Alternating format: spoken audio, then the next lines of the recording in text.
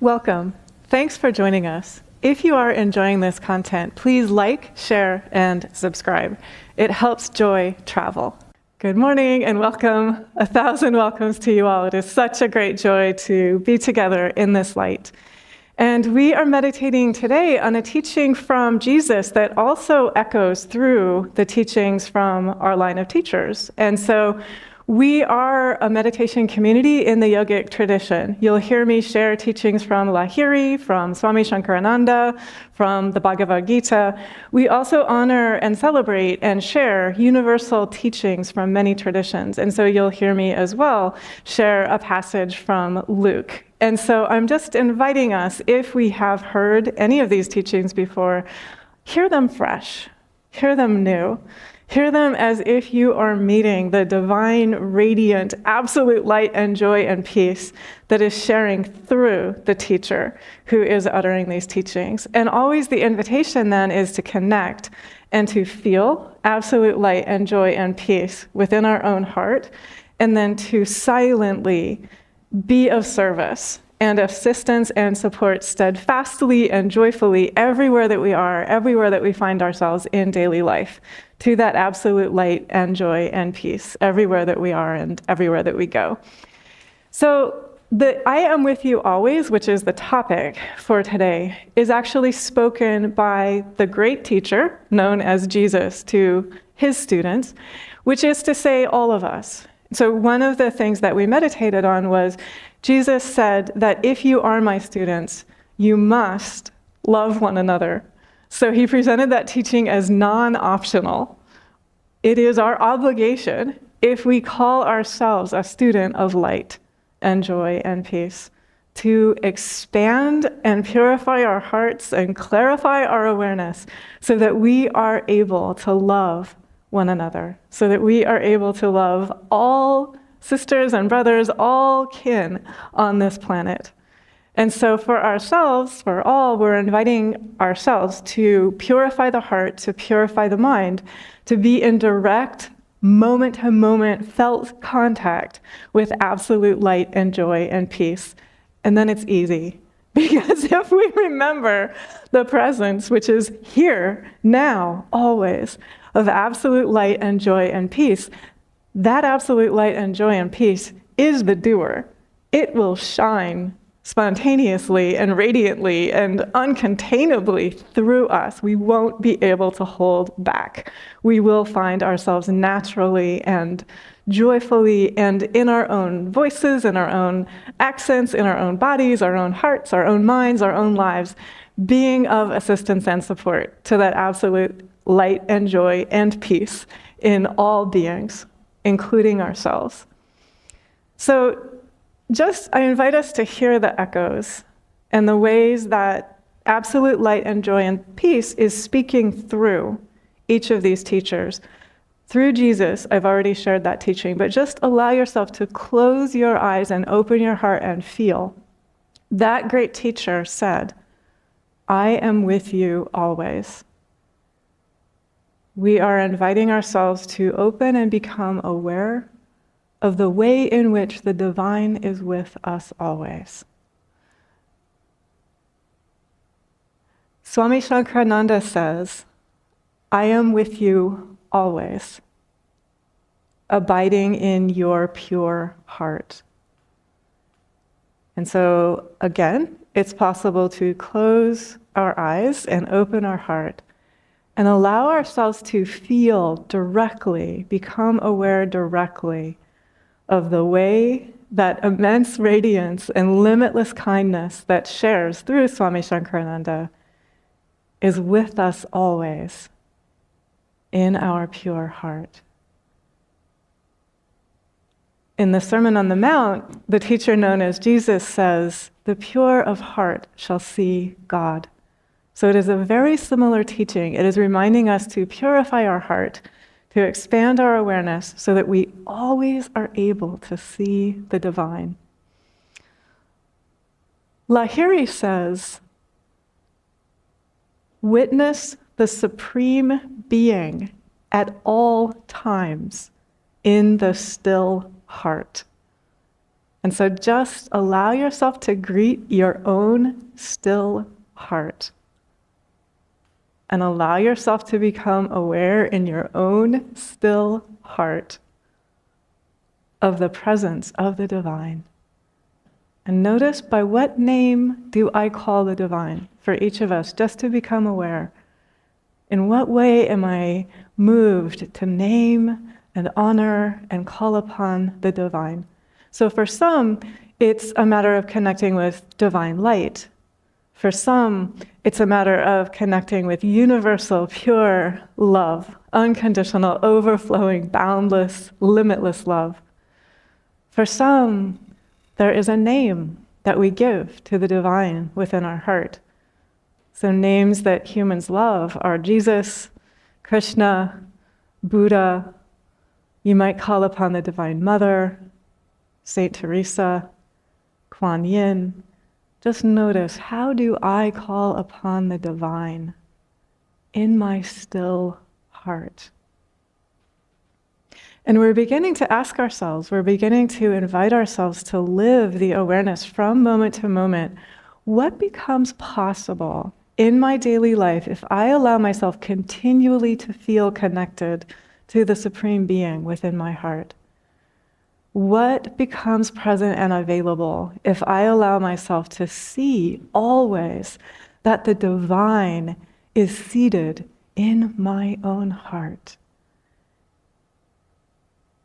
And how much absolute joy and light and peace am I connected with when I allow myself to feel directly absolute light and joy and peace are here in fullness, overflowing every moment.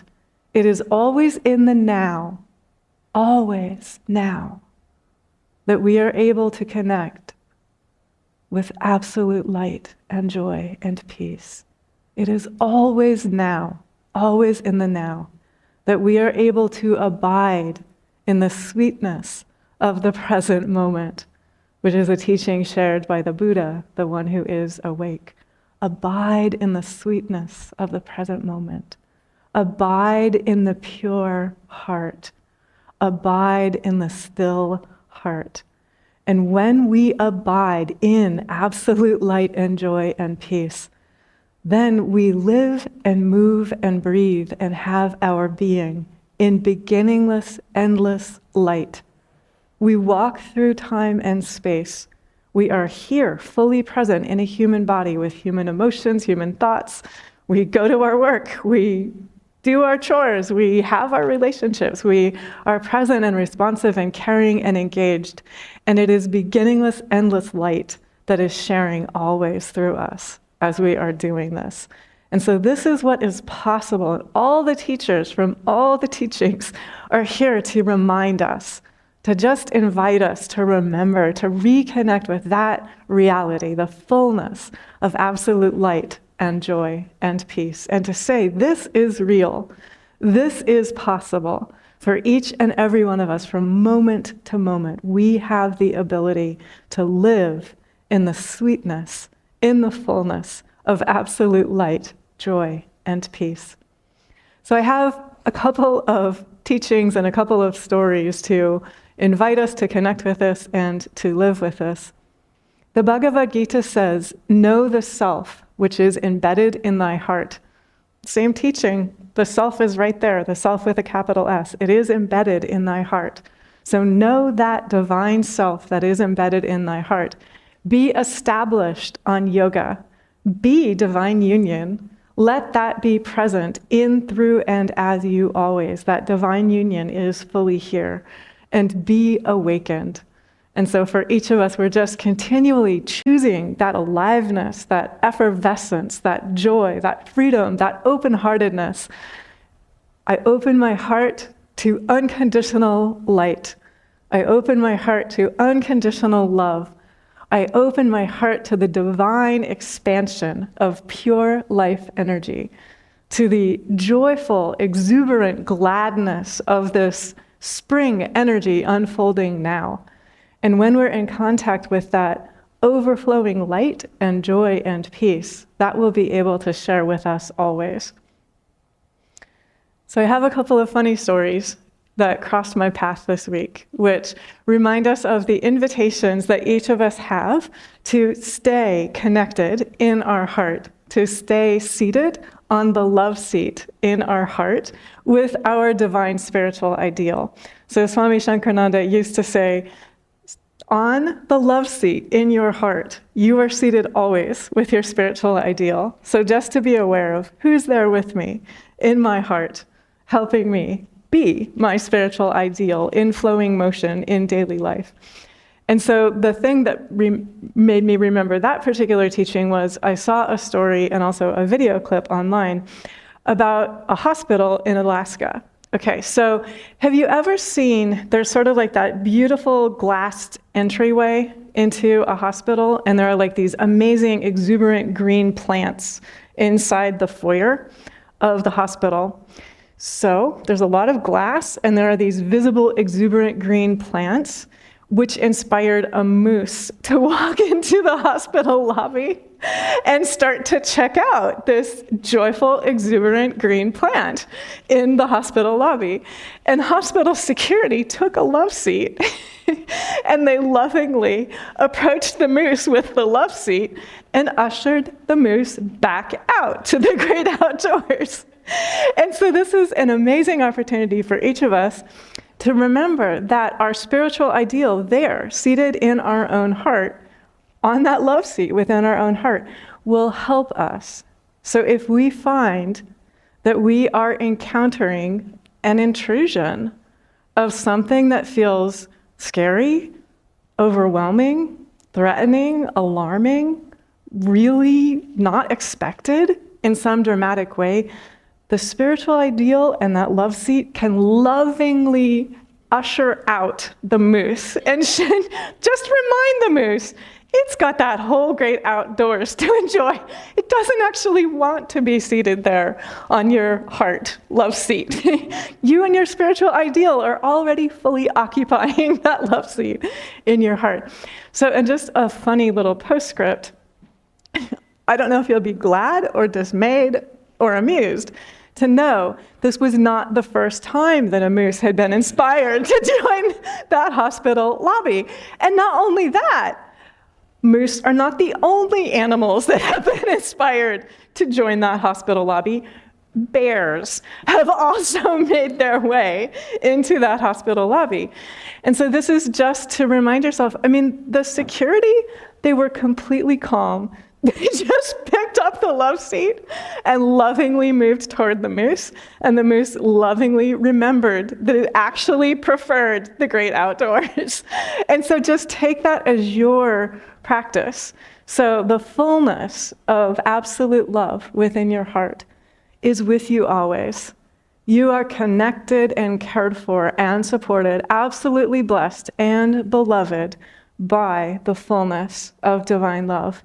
And as you work in partnership with that energy of love within yourself, you will be able to lovingly, with inspiration, with calm, with wisdom, with skill, with courage, encourage the moose to remember how much it loves its home in the great outdoors.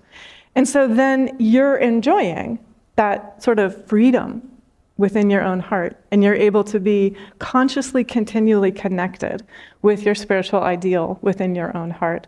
And so then you'll be able to see the divine everywhere, always. You'll be able to look lovingly upon the moose and say, oh, my sweet little moose friend, you're here to greet me, and my love seat and I are going to, with love and strength and wisdom and skill, remind you of your true home in the great outdoors. And then there's no fear. So there's a natural caring, there's a natural awareness, there's a natural responsiveness, there's a natural attentiveness.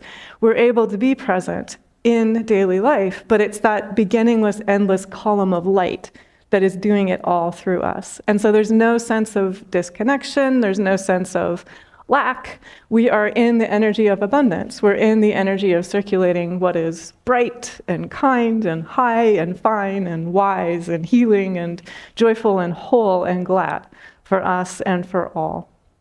And so this is a teaching which is also shared in this passage from Luke 24. So likely you will have heard the story of the road to Emmaus. And the basic story, I'm just going to invite you to notice before I read it, it's that the divine is walking with us on the road of life. And we might not be seeing that the divine is right there with us on the road of life. So it's, again, back to the same invitation. Can I invite myself? Can I purify my heart? Can I expand my awareness so that I continually, from moment to moment, am directly perceiving that the divine is walking with me on the road of life? Every moment of my journey, the divine is right there with me. Now that same day, 2 of them were going to a village called Emmaus, about 7 miles from Jerusalem. They were talking with each other about everything that had happened. As they talked and discussed these things with each other, Jesus himself came up and walked along with them, but they did not recognize him. He asked them, "What are you discussing together as you walk along?" They stood still, their faces downcast. One of them, named Cleopas, asked him, "Are you the only one visiting Jerusalem who does not know the things that have happened there in these days?" "What things?" he asked. "About Jesus of Nazareth," they replied. "He was a prophet, powerful in word and deed before God and all the people. The chief priests and our rulers handed him over to be sentenced to death, and they crucified him. But we had hoped that he was the one who was going to redeem Israel. And what is more, it is the 3rd day since all of this took place. In addition, some of our women amazed us. They went to the tomb early this morning, but didn't find his body. They came and told us that they had seen a vision of angels who said he was alive. Then some of our companions went to the tomb and found it just as the women had said, but they did not see Jesus." He said to them, "How foolish you are, and how slow to believe all that the prophets have spoken. Did not the Messiah have to suffer these things and then enter his glory?" And beginning with Moses and all the prophets, he explained to them what was said in all the scriptures concerning himself. As they approached the village to which they were going, Jesus continued on as if he were going farther, but they urged him strongly, "Stay with us, for it is nearly evening. The day is almost over."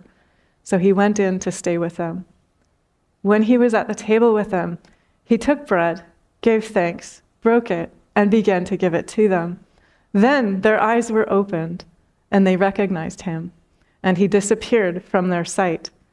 They asked each other, "Were not our hearts burning within us while he talked with us on the road and opened the scriptures to us?" They got up and returned at once to Jerusalem. There they found the 11 and those with them assembled together and saying, "It is true, the Lord has risen and has appeared to Simon." Then the 2 told what had happened on the way and how Jesus was recognized by them when he broke the bread.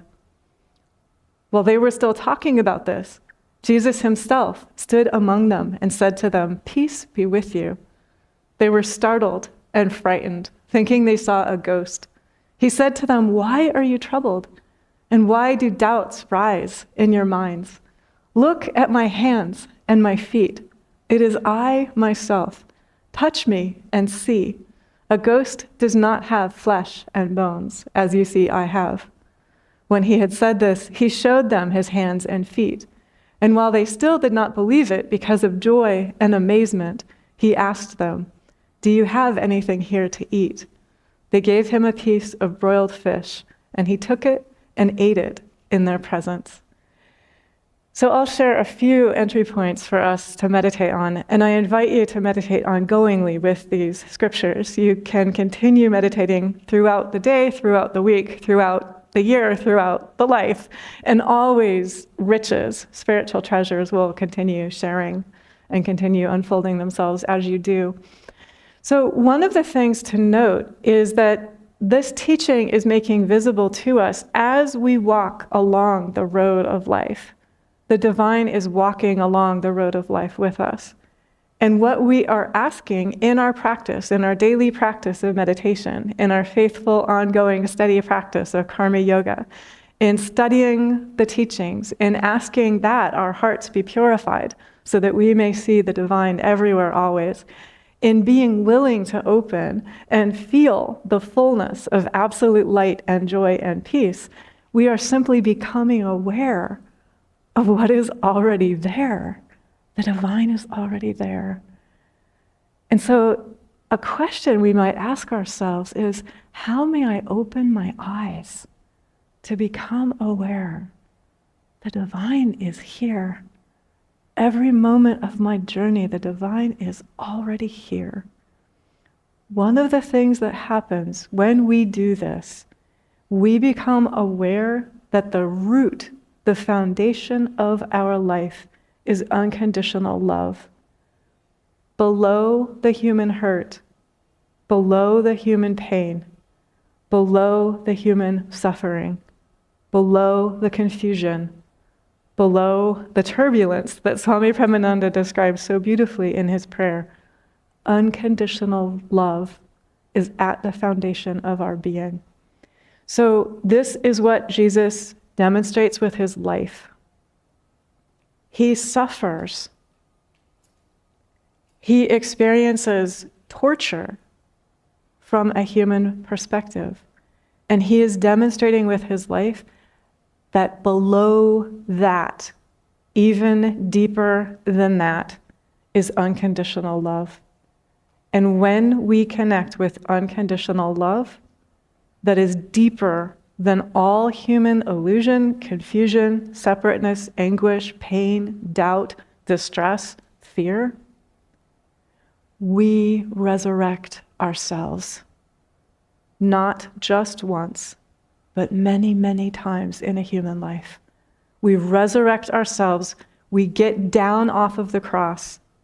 Jesus gets down off of the cross. He does not continue carrying the cross. He rises. He shows us that is possible for all humans. He's demonstrating if you are a human, you are going to experience pain. Below that is unconditional love. You can move through that. You can move beyond that. He is saying you will experience what appears to be betrayal from a human perspective. Below that is absolute connectedness with abiding love that can never leave you because it is what you are. All of these teachers and teachings are telling you, focus on what remains when all else crumbles and falls and passes away. What remains, that is the eternal. That is the real. That is what you are. That is what is present in your heart always. That is walking with you through every human experience. So just notice, this doesn't mean that your human experiences go away. It means you are able to be in contact with unconditional love present always, even in the midst of human experiences. You are able to be that column of beginningless, endless light, that absolute light and joy and peace, navigating human experiences joyfully, with non-attachment, with wisdom, courage, strength, with skill, allowing yourself to be skill in action, which is a definition of being one with the divine, allowing yourself to be skill in action the way that the divine can only share skill in action through you. So those security guards picked up the love seat. They were definitely loving skill in action, showing that moose how to leave. A surgeon in the hospital is going to be skill in action in a different way. A nurse in the hospital is going to be skill in action in a different way. And so we are each inviting ourselves to become aware, absolute light and joy and peace. It's here. The divine is walking with me always. It's here. No matter what human experiences I have gone through, no matter what suffering, no matter what torture, no matter what betrayal, no matter what isolation or separation or illusion, unconditional love is stronger. It is the foundation of my being. It is the core of my being. When we love ourselves with unconditional love, we then become able to love all with unconditional love. And so in terms of our human journey, Unconditional love was there with us in our families, whatever the circumstances were that we were born into. If we had skillful parents or we did not have skillful parents, unconditional love is deeper than that. And we are invited to heal every aspect of our journey. Anything in our awareness that feels like anything other than absolute light, joy, and peace, we are the ones who can heal it right now, in the now. The now is the access point to all healing and all wholeness. So whatever is rising up into your awareness, wherever you have thought, I was walking along and it didn't feel like the divine was there with me in that moment when I was walking along, open your eyes. Open your heart to feel the deeper reality of unconditional love. Open our heart and vow, I will love myself with unconditional love, deeper than all human experiences. I will love myself patiently, skillfully, through past, present, and future, through any confusion, through any illusion, through any seeming lack or loss or separateness or fear. I will love myself with a spirit of abundance. I will love myself with absolute light and joy and peace. I will open to circulate pure light and pure love, choosing always to connect with that reality. The divine is here with me in my heart. I need never know fear. The divine is seated in my heart. The divine is embedded in my heart. It is possible here and now to abide sweetly in the fullness of this moment, to connect dearly and tenderly and also potently with the reality and the truth and the light and the kindness of absolute unconditional love, which loves us so much. It allows us to go forth in time and space and experience seeming pain, seeming separateness, seeming lack, in order that we may expand beyond that appearance and reconnect ourselves consciously with the reality that each of us is held always in connection, in caring, in community, in affection, in kindness, in light, in radiance, in laughter, in the absolute joy and light and peace that blesses and loves and cherishes and supports each of us and all beings, and is whispering and chanting and singing and shining and saying always, I am with you. Thank God, and God bless us all.